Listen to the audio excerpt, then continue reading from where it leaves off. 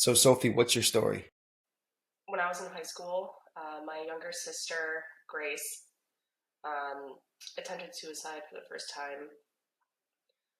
She drank like laundry soap with bleach in it, and we had a little bit of a chaotic upbringing, and there was a particularly bad weekend where we just got into arguments with our father.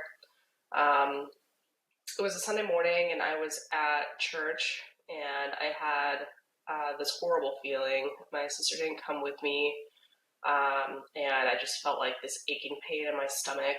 And it was so bad that I actually left the congregation and walked to the office to call 911. I called 911 and sent an ambulance to my house, and they let me know over the phone that they had already gotten a call as well. And I just knew something was horribly wrong.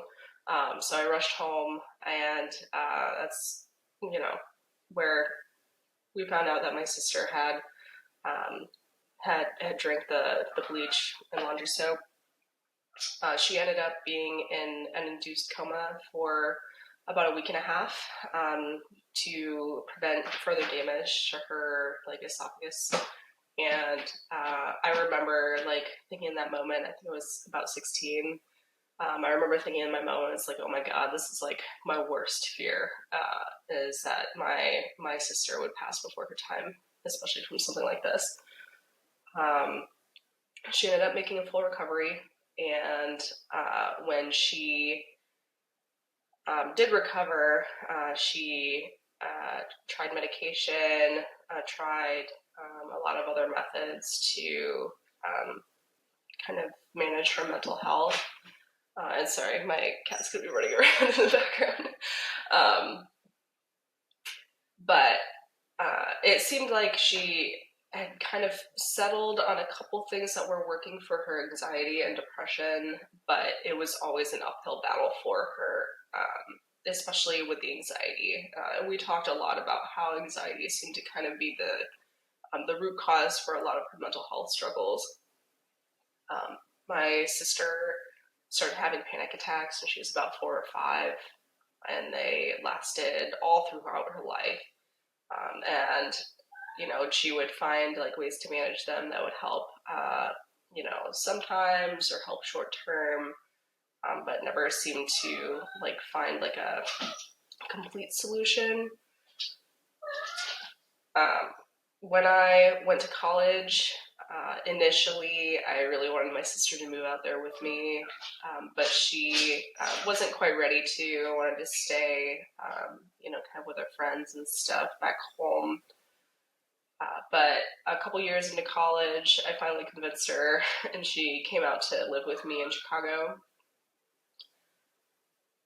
There, we spent a lot of time together as young adults, just learning from each other and really getting like as close as we possibly could. But I was leaving for work after I graduated and ended up moving, 1,000 miles away to New Mexico. My sister stayed in Chicago, and then I stayed in New Mexico for the next 4 years.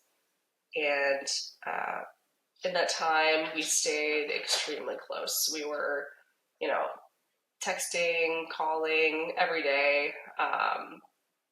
We were always in constant communication of some form. If I couldn't get to the phone, then we had texts just running. We used to send each other heart chains, or I'd like send her a heart. She'd respond with a heart, and that would go on for like hundreds of messages. And I just always wanted to make sure that she knew that she was supported and loved, and that I would always be there for her. Um, there were times where she was in crisis, where something was going wrong in her life, and I would like immediately like take off work and fly up there and make sure that she had somebody to get her through whatever she was going through. Last year in May, we had a phone call where she asked me, if I ever killed myself, would you hate me? And I said, no, never. I absolutely would never hate you. but can we talk about this? And we had a long conversation about why she was feeling that way. She said that she felt tired. She said that she just didn't want to be alive anymore and was really struggling. And at that point, I was on an odd shift, so I was in bed pretty early and waking up really early in the mornings. But when our schedules were aligning, I was talking to her every single day. And I would ask her, like, are you like in crisis right now? And she'd say, no, it's just, I know it's a temporary feeling. I'm trying to get enough sleep. I'm trying to, eat right and feel better. I just have this, cloud hanging over my head. And, I knew that she had struggled with depression for so long, but she was the type of personality to like constantly be working on it. I mean, she was always writing lists in her like art books about new daily routines that she wanted to take on, or what she was going to do in the next stage of her life, and what her goals were, and what her plans were. And she was always trying and always working to just take hold of this part of her life that she had struggled with for so long. And after our conversation, I let her know, it's like, the last time I saw you, you seemed more centered. Like, I felt like you were doing better, and the anxiety seems to be, like more minimal. At least the last time I saw you, and you just seemed like a lot more peaceful. Like, do you feel like you're getting better? And she was like, I don't know. Um, at some point, we kind of got to kind of a stage in our conversations where I felt like she was doing pretty well. She said that she, was starting a new job. Um, Things in her relationship were going better from what she told me, and it just seemed like things were kind of coming together for her. Um, at that point, I did want to visit her really badly, but my work schedule was really difficult to manage, and I wasn't quite ready to take a bunch of leave. But I was looking at visiting her in like the next couple months. So on that conversation was on Sunday. The next Monday, we talked on the phone again.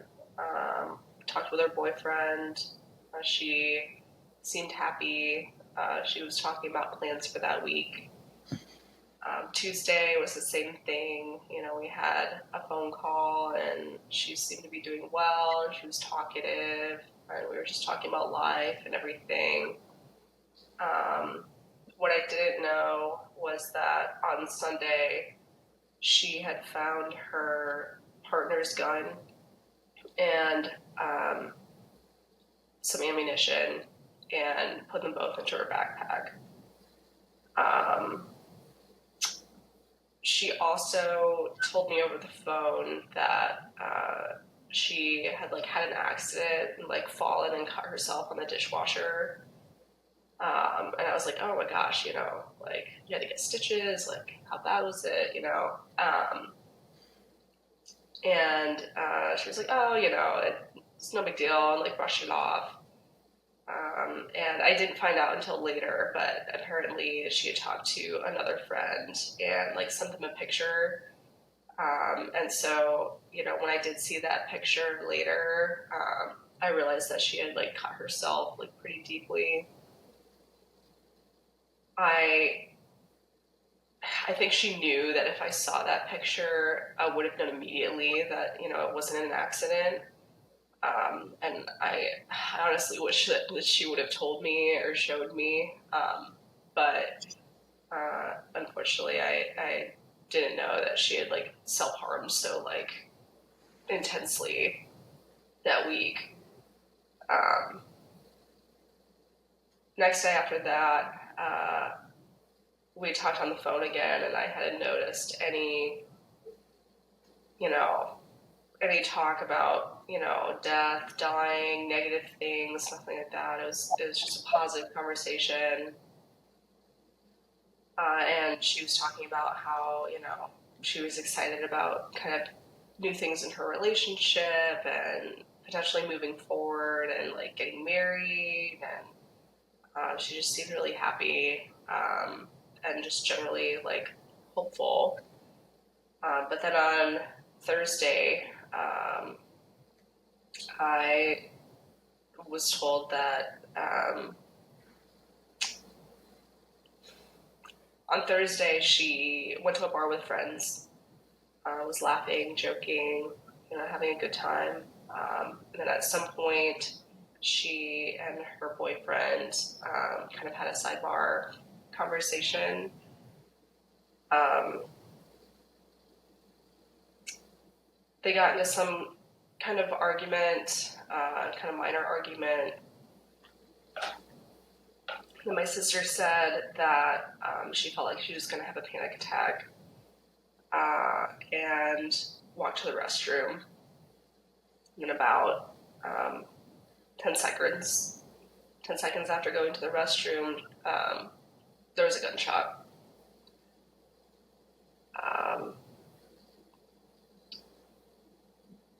I flew out there as soon as I found out. And when I found out, honestly, I just fell apart. Nothing prepares you for getting news like that. She got CPR for about 45 minutes, and they weren't able to revive her, so she passed away like late that night on Thursday. So the next flight that I could get was Friday morning, and I just rushed out there as soon as I could. I managed a lot of the arrangements myself, which I think was a little bit healing for me.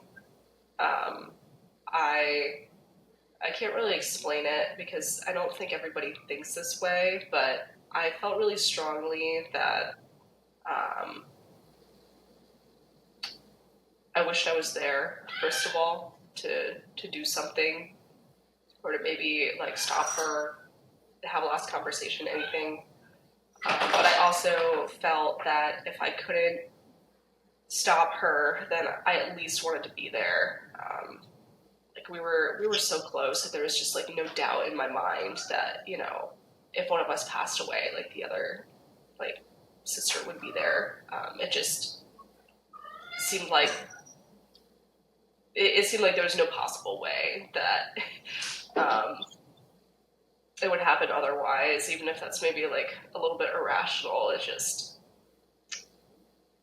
It seemed like what we just expected as fact, honestly. So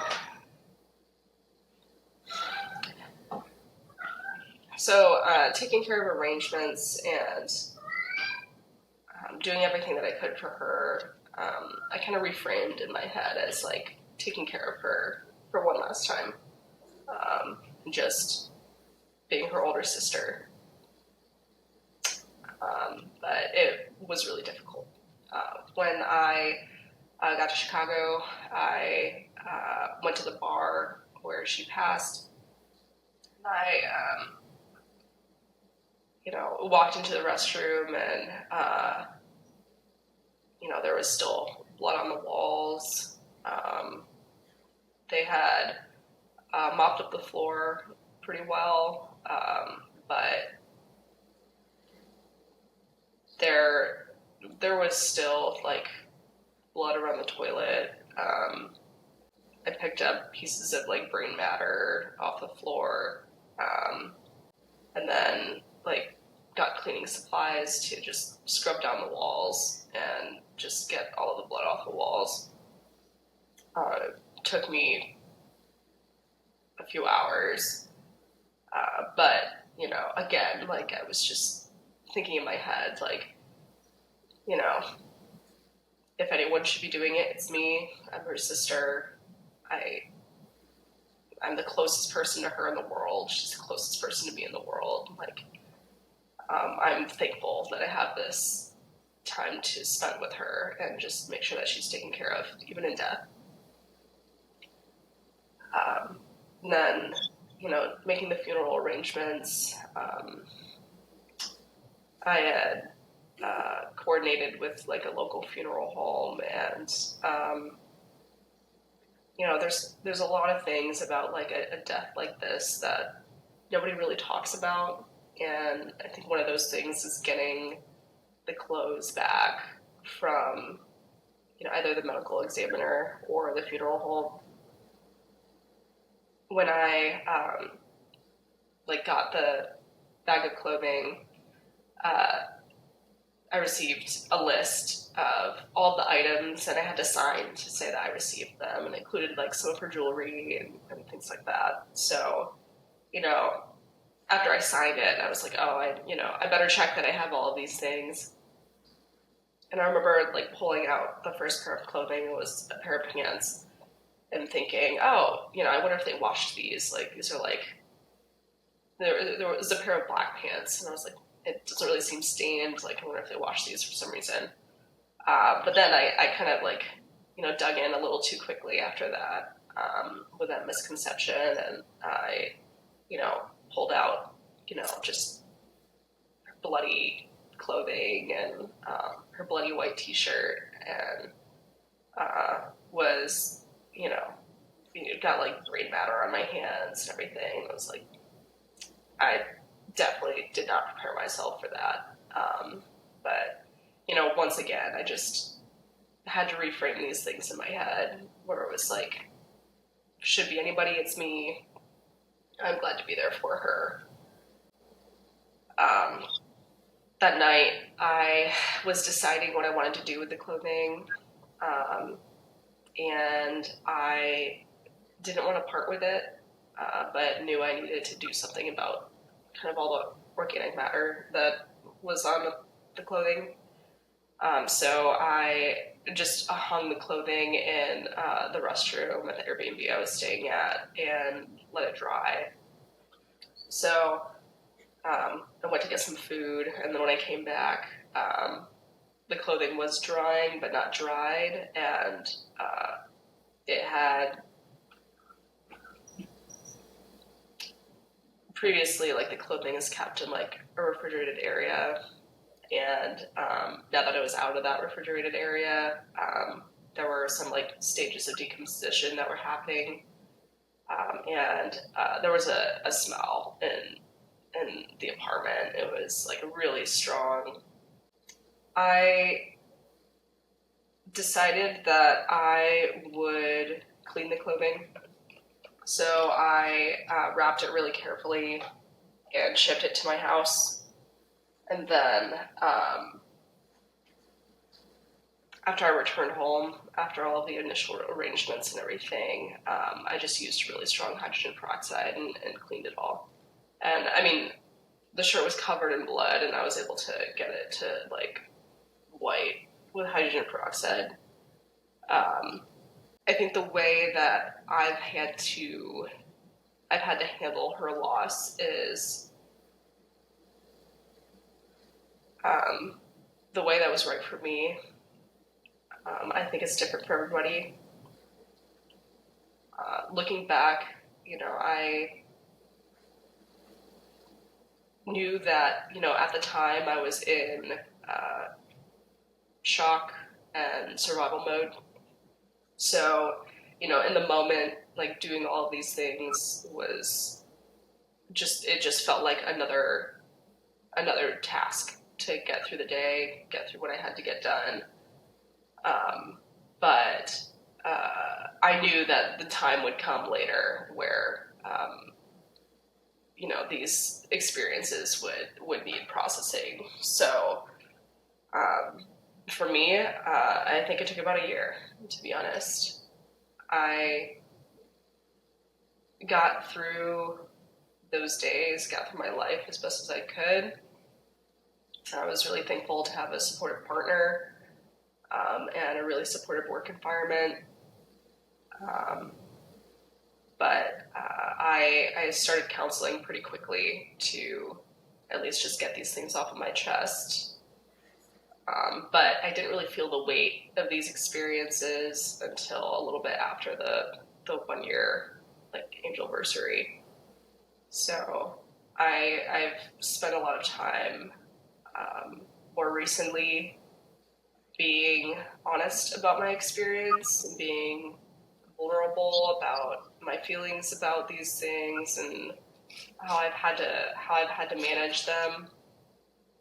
And I think therapy has been really critical, especially at this stage, because in that first year you get um,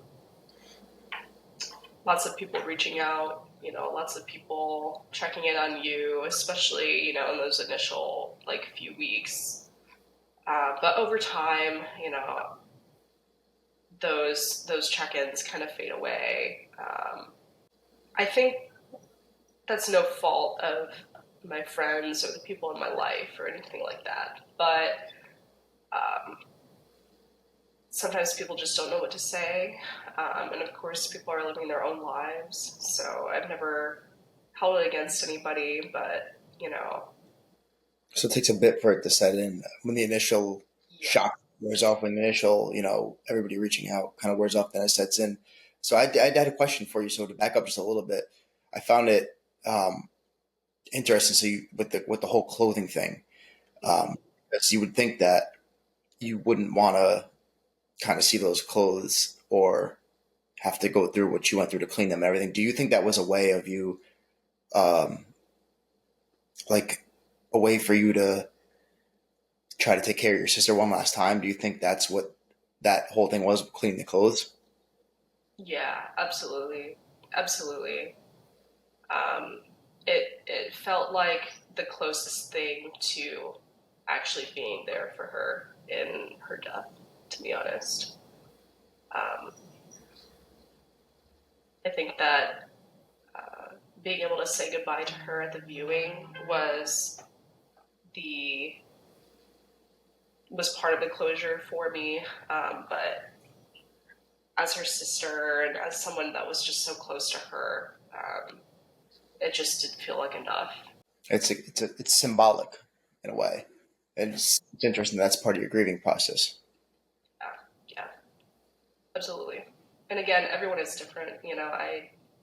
I know many people that would never touch a situation like that with a 10-foot pole, and I fully support that. Whatever you need to do, but for me, you know I needed to see everything and all the ugly parts of it to feel like I had done my part in a way.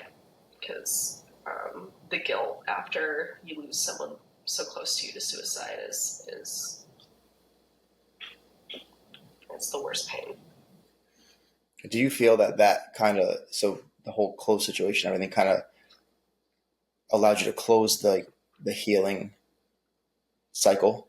Or do you feel that it's still just always ongoing? The healing cycle is definitely always ongoing. Um, I think washing her clothes marked closure for just maybe a stage of healing. I think it felt like closure for the parts of my brain that were angry with myself for not being there, for not seeing the signs, for going to bed early that night, for um, not asking more questions. I mean, I think there was a lot of initial guilt that came up just about how much I had actually been there for her, that it helped me find closure for. But at the same time, it was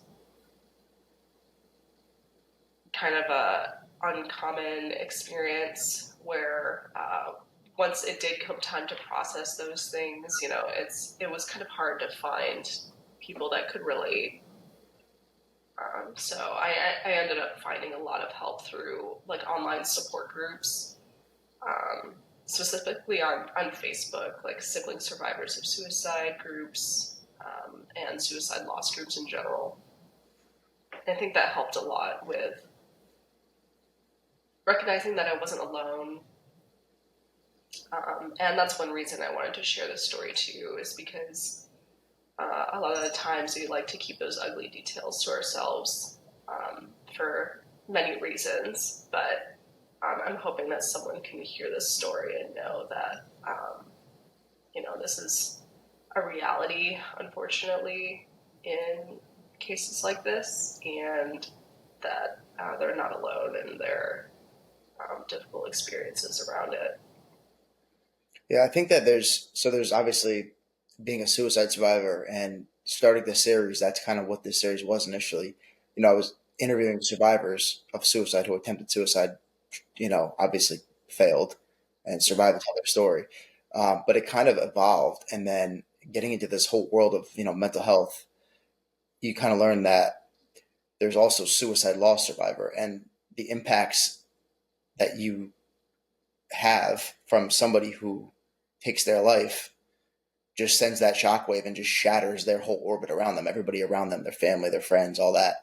And I think that there's a, it's sort of like a gray area where people don't really recognize that unless they've obviously been through it like you.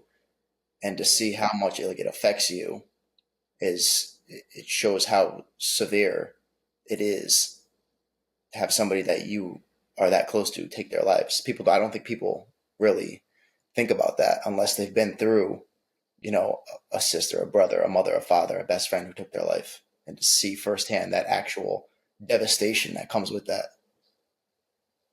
Yes, absolutely. It is. It is truly devastating, and when your worst fear is realized like that, it's just something that you'll never get over. To be honest, I think that when I think that people die by suicide for many reasons and in many different circumstances. Um, I know that my sister. I feel strongly that my sister didn't want to die, but she felt like she had to. Um, she was such a kind and caring and giving person. Was always trying to take care of people around her. Would never turn her, ring her off. That was just the kind of person that she was. She always wanted to be there for people, and she was constantly working on self improvement. I mean, I can't express enough how hard she tried to just make life a little bit easier and just manage the mental burden, as best she could, for her entire life, really. Um, so, when she did pass and everything, I don't know that, I don't know that if I told her like, hey, if you die by suicide, like I'll be devastated for the rest of my life. Like these are the things I'll go through. I'm not sure honestly if that's um, something that would have changed anything for her. Um, and I think there's a part of me that doesn't want to uh, kind of push this idea that someone could maybe avoid dying by suicide by thinking more about how it would affect people around them, and because I think that works for some people, but I think for others the um, the feeling of just not being able to hack life and not being able to make it through life is so strong. And some of those people are thinking about other people all the time. And maybe one of the reasons that they got to that point is because they weren't um, thinking about themselves, you know? So, I think everybody's different. I think these stories can help prevent suicide. For some, I think they can help people cope, you know, in other cases. But, you know, for my sister, I just know how hard she was trying to stay alive and how hard she was trying to live. And I think that just makes it, you know, hurt all that much more. You know, like I can tell, I can feel that, you know, she chose the method that she used because she didn't want to fail. You know, she chose the method that she used because she didn't want to change her mind, you know. But once you make that decision, you know, sometimes it only takes a short amount of time, right? You know, like there's this concept of lethal means safety where, you know, if you delay your access to lethal means, then you can save lives because you're delaying that not only the action of you know whatever method you choose, but also just giving yourself like a few more seconds to change your mind, right? And that's the whole goal of this series, right? It's to kind of just evoke conversation, kind of draw awareness, and try to talk about it more because suicide is such a taboo subject. You talk about suicide, people get weird, people get funny, they don't want to talk about it, or they think you're crazy, they think you're the whole gamut of feelings and stigma that it carries. But it's something that needs to be talked about, obviously. I completely agree. And, you know, honestly, my suicide story is not really about me. You know, it's really about her and just explaining to the best of my ability, like the circumstances that would bring someone to feel that this was a solution. And, you know, if you go your whole life struggling with anxiety, struggling with panic attacks, you know, struggling with depression, and you feel like every single day is a fight, you know, unfortunately there was a point for her where she just couldn't do it anymore. And, you know, I can't fault her for trying to find a solution to a long-term problem. But I do know that if she had stuck around and stayed, I think she would have found peace in life. I think she was on that path and on that journey. I just wish we got to see it. Yeah, and I mean, it's not your suicide story directly, but it's still your suicide story because it was your sister, and you're telling her story while she obviously can't. So you're doing her justice by sharing her story, getting it out there, and helping other people. So it's a brave and courageous thing to do, and thank you. Thanks. Well, thank you so much for coming to share your story, share your sister's story. Really appreciate it. Yeah, absolutely. Thanks, Joe.